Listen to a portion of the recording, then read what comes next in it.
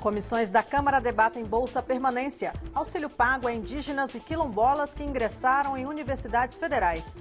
ONG Transparência Internacional Brasil apresenta a deputados propostas de medidas anticorrupção, com foco na prevenção.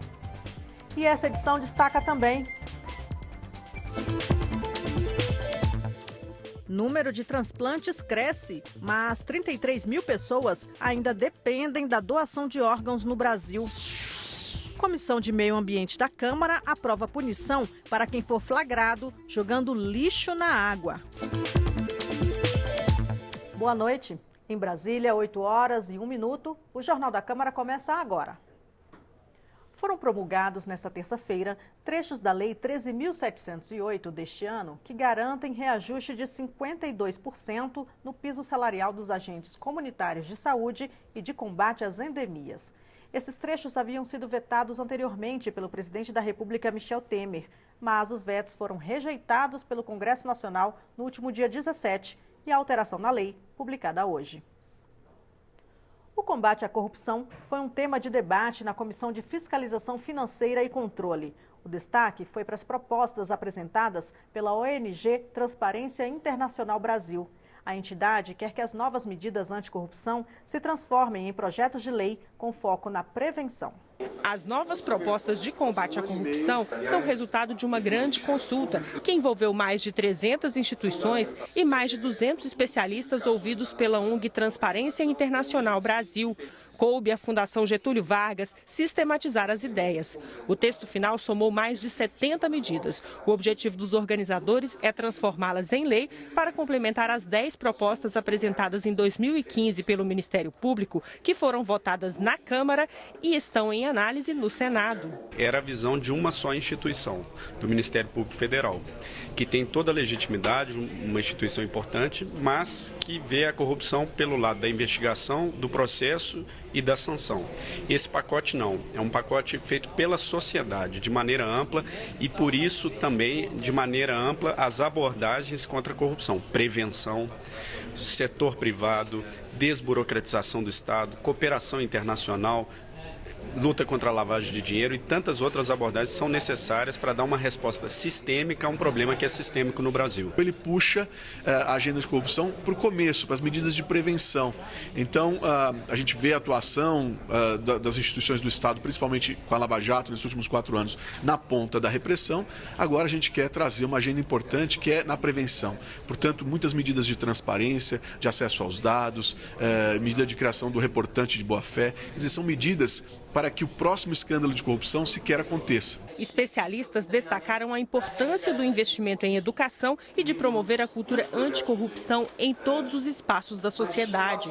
Para o representante do Movimento de Combate à Corrupção Eleitoral, a luta para superar o problema também deve se preocupar com a exclusão social e estimular a participação social dos grupos menos favorecidos e dos mais pobres. Quem só nega está fazendo corrupção, né? É recurso que não vai para o Estado, para que o Estado possa atuar no sentido de políticas públicas. Tudo aquilo que é feito no sentido de levar prejuízo, não só prejuízo monetário ao cidadão ou à cidadã, é corrupção. Tem propostas de PECs, tem propostas de projetos de leis. Então, são vários caminhos, vários canais diferentes para essas propostas. Por isso, vamos fazer essa engenharia legislativa, trabalhar no apoio com os membros da comissão para que nós possamos fazer com que tramitem aqui no Congresso esse ano e o ano que vem nós possamos já começar fazendo a discussão desse novo pacote de medidas anticorrupção proposto pelo conjunto da sociedade. A proposta de medidas anticorrupção que você viu aí na reportagem estão disponíveis para consulta no site unidoscontraacorrupção.org.br. As comissões de Educação e de Direitos Humanos e Minorias fizeram audiência pública para debater as condições do ensino de nível superior para indígenas e quilombolas. A polêmica ficou por conta da Bolsa Permanência, que é um auxílio financeiro de R$ 900 pago a esses estudantes que ingressaram em universidades federais.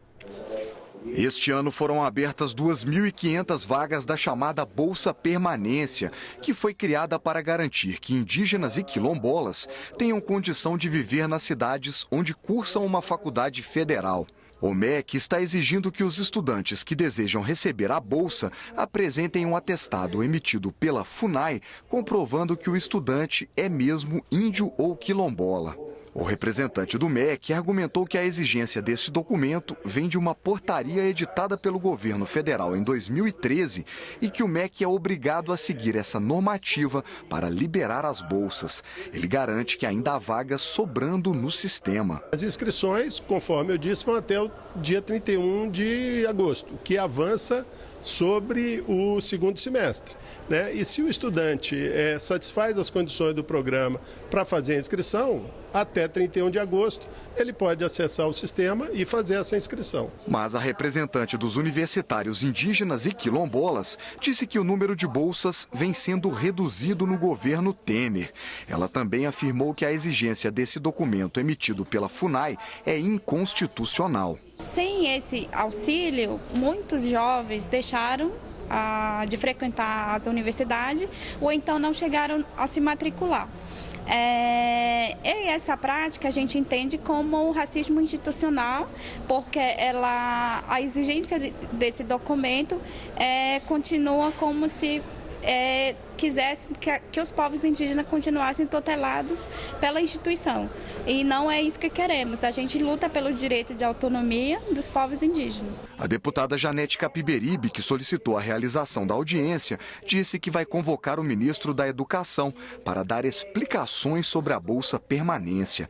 Ela criticou a exigência da participação da FUNAI na concessão dos benefícios aos estudantes. Para que a inscrição seja aceita, né, do aluno indígena e quilombola, que ele tenha um atestado da FUNAI confirmando de que ele é indígena. E isso é uma violação dos direitos indígenas, porque os povos indígenas no nosso país, na Constituição de 88, acabou-se a tutela. Então, eles são cidadãos brasileiros como qualquer outro. Então, a FUNAI não tem atribuição de dizer se um índio é índio ou não é índio. A Comissão de Meio Ambiente da Câmara aprovou uma proposta que estabelece punições para quem for flagrado jogando lixo na água. O texto modifica a Lei de Segurança do Tráfego Aquaviário, mas é alvo de críticas na Marinha Brasileira. A poluição de rios, lagos e oceanos é um problema mundial. Segundo dados da Organização das Nações Unidas, cerca de 8 milhões de toneladas de material plástico acabam no mar. Esse lixo causa sérios danos ambientais e problemas de saúde, principalmente em animais que habitam ecossistemas marinhos. No ano passado, o Brasil aderiu à campanha Mares Limpos, promovida pela ONU. O país se comprometeu a reduzir a emissão de material plástico lançados em águas. No Congresso Nacional, uma proposta em discussão na Câmara prevê a suspensão do certificado de habilitação do comandante de embarcação de onde material plástico tiver sido lançado na água. Recentemente, a Comissão de Meio Ambiente aprovou a proposta e 2 alterações foram feitas ao texto original. Uma estabelece que a punição é para todo tipo de resíduo sólido lançado na água, não só plástico. A outra, que causou certa polêmica, isenta o comandante da responsabilidade pelo lançamento do lixo plástico se o infrator for identificado. Na análise que fizemos, estava lá que o comandante do navio, por exemplo, do barco, seria o responsável. Nós acrescentamos que quando for identificado quem jogou, né, ele não seja penalizado. Mas, em cima disso, a gente quer acrescentar ainda, além do plástico, os resíduos sólidos, né? Então, nós acrescentamos todo o resíduo sólido, inclusive dando sanção, penalidade, multas e até prisão, se for o caso de ser pego em flagrante quem está jogando o plástico ou outros produtos sólidos na água. Em Brasília, a poluição de águas está concentrada no Lago Paranoá, um dos cartões postais da capital.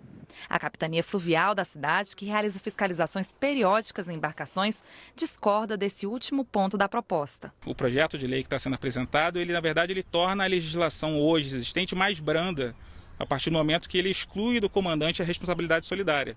A partir do momento que, pela proposta que está sendo apresentada, se o infrator for identificado, o infrator vai ser multado e o comandante não tem nenhuma responsabilidade sobre aquilo.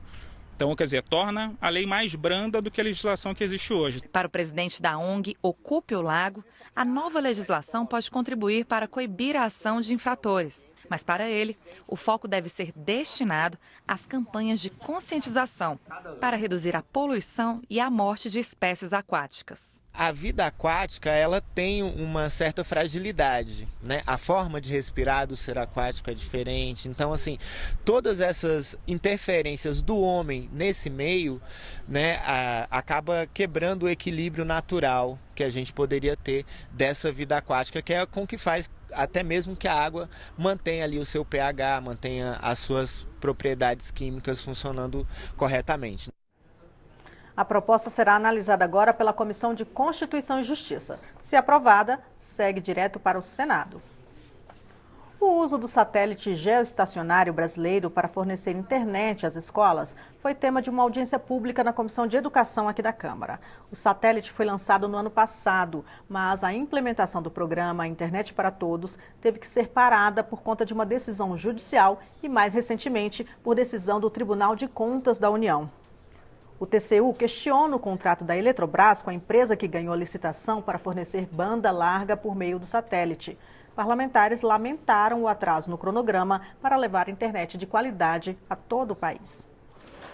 De acordo com o censo escolar do Ministério da Educação, 80% das escolas urbanas brasileiras têm conexão com a internet, mas a qualidade não é garantida. E mais de 10 mil escolas situadas dentro das cidades não têm acesso à rede mundial de computadores. O projeto Internet para Todos quer levar banda larga a todas elas. É o que afirmou o representante do Ministério de Ciência e Tecnologia, ouvido na Comissão de Educação.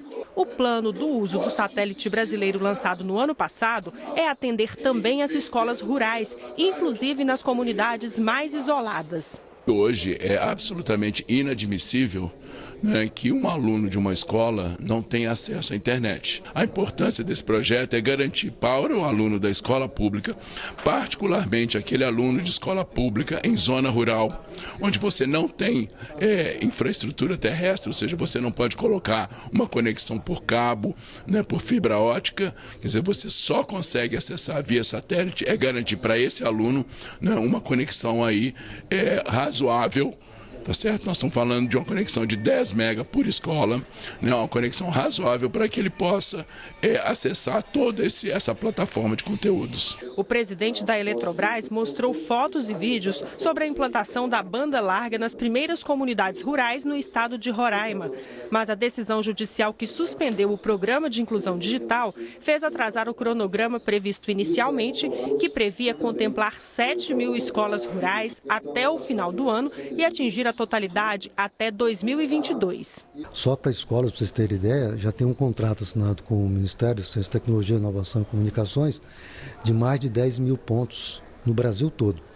Nós já começamos a instalar, então tem escolas de todo tamanho. Nós instalamos, por exemplo, uma escola, vocês vão ver no vídeo, 650 alunos, estava 40 computadores parados, e eles sem acesso à tecnologia, sem estar ligado ao mundo, com a ligação numa velocidade muito baixa, que os computadores não funcionavam e não davam atenção. Além de tudo isso, o projeto se complementa levando banda larga para os povoados brasileiros, para as localidades. Tem povoados de 50 casas, 200, 300 casas, que só tem lá um orelhão, mas não tem banda larga. E todo mundo tem o equipamento na mão precisando usar. Parlamentares também defenderam a retomada do programa Internet para Todos, que também deve contemplar unidades de saúde e assistência social. Para o deputado Pedro Fernandes, autor do pedido da audiência pública, a definição dos órgãos de controle não pode demorar, porque o satélite tem vida útil. Só no Maranhão estão inscritos aí 1.500 escolas para receber. É algo fantástico. Tem escola com mais de 600 alunos. Temos áreas remotas que, além da internet não ter qualidade, é muito cara. E o que a Telebrás está oferecendo é qualidade e preço acessível. Esse satélite tem 18 anos de vida. Nós já comemos um. Com essa burocracia, nós podemos comer mais vida útil do satélite. O número de brasileiros que recebem transplantes de órgãos vem crescendo no Brasil. A conscientização sobre a importância da doação aumentou. A notícia ruim é que ainda existe uma fila de mais de 30 mil pessoas no país precisando de órgãos, muitas delas dependendo disso para continuar vivendo. Vamos ver agora o que a Câmara está fazendo para facilitar as doações e agilizar a chegada dos órgãos a quem precisa. A Câmara dos Deputados analisa mais de 30 projetos de lei que têm o objetivo de aumentar a viabilidade dos transplantes de órgãos no Brasil. Saulo Leal, morador de Brasília, descobriu em 2012 que estava com insuficiência renal. Começou o tratamento fazendo hemodiálise, mas um transplante de rim poderia melhorar muito a qualidade de vida dele. Depois de desistir do rim da irmã, porque ela estava tentando engravidar, Saulo esperou mais alguns meses. Para cada órgão que está disponível, 3 pessoas se candidatam. Eles chamam para ver a viabilidade de receber aquele órgão. Eu fui a primeira pessoa que chegou lá, fiz todos os exames e fui escolhido para receber um dos rins que estava lá disponível para ser transplantado. Né? Cirurgia aconteceu, tudo correu normalmente, tudo bem. E até hoje a minha situação com o rim é muito boa. Saulo teve sorte. Mais de 33 mil brasileiros ainda esperam na fila por um transplante de órgão. 26 mil aguardam justamente por um rim. Em segundo lugar, vem o transplante de córnea. 11 mil brasileiros esperam para melhorar a visão ou passar a enxergar. Um dos projetos em análise aqui na Câmara, que está pronto para ir ao plenário, exige que a pessoa deixe um documento assinado com firma reconhecida, expressando a vontade de doar seus órgãos, ou fazendo constar essa declaração nas carteiras de identidade ou de habilitação. Hoje em dia, a gente tem o nosso programa de doação de órgãos, ele depende diretamente da autorização familiar, certo? Então, se eu opto pela doação, eu não tenho nenhuma garantia de que no momento do meu falecimento, se eu puder ser doadora, a minha família concordará com a minha opção. Então, talvez eu acho que a sociedade já esteja com o processo de doação mais amadurecido, mais consciente, que a gente possa talvez começar a conversar sobre alguma forma de manifestação oficial. Outra proposta obriga os planos de saúde a cobrir todos os tipos de transplantes realizados hoje pelo SUS. O tamanho continental do Brasil também dificulta o sucesso dos transplantes. Muitas vezes um órgão se torna disponível em um estado, mas a equipe que faz a captação está a quilômetros dali. Os órgãos humanos não podem esperar. O transporte é feito por aviões da FAB e aeronaves comerciais, mas há um problema que outra proposta visa solucionar. Em algumas situações, quando elas limitam, retiram passageiros que estão em determinado voo comercial para que a equipe de transplante possa ser transportada, já aconteceu de pessoas processarem a companhia alegando overbooking ou alegando prejuízos pessoais. Então essa lei vem para dizer que quando do caso de transplante de órgãos, seja para o transporte da equipe ou do órgão, quando isso ocorre, a companhia está autorizada a dispor dos assentos para que a equipe possa fazer a captação e o transporte desses órgãos. Quem já teve a vida salva pelo órgão de outra pessoa não tem dúvida em pedir ajuda para outros pacientes. Lembra que você está perdendo uma pessoa ali, mas que você vai poder salvar várias pessoas, porque uma pessoa saudável, ela pode doar vários órgãos: rim, pulmão, fígado, intestino, córnea, pele, ou seja, uma única pessoa ela pode salvar umas 5, 6 pessoas. Está aberta ao público a exposição O Brasil em Construção, 30 anos da Constituição Cidadã. O evento é uma parceria da Câmara com o Senado e disponibiliza ao público material de acervo das duas casas.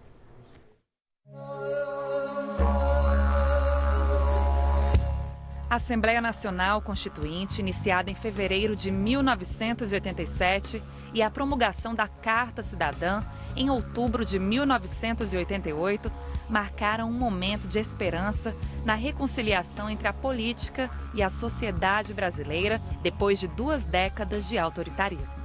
Essa motivação transparece na charge do humorista e militante Enfio. escolhida como símbolo da mostra O Brasil em Construção, 30 anos da Constituição Cidadã. As fotos e vídeos dos acervos da Câmara e do Senado, promotores da mostra, revelam um país que se propõe a aceitar sua diversidade, seus problemas e, principalmente, resolver essas diferenças por meio da democracia e da diminuição das desigualdades entre os brasileiros.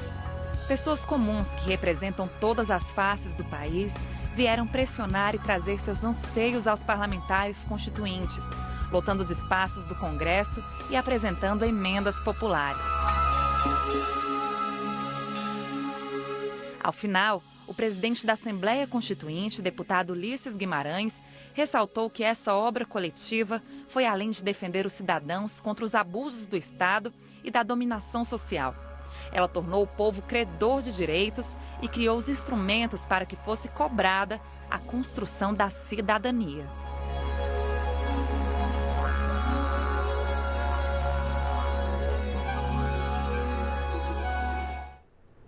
A exposição pode ser visitada até o dia 16 de dezembro, das 9 da manhã às 5 da tarde, no Salão Negro do Congresso Nacional. E essa edição termina agora. Para mais informações ou para rever as nossas reportagens, visite o site www.câmara.leg.br ou o nosso canal no YouTube. O Jornal da Câmara volta amanhã. Tchau!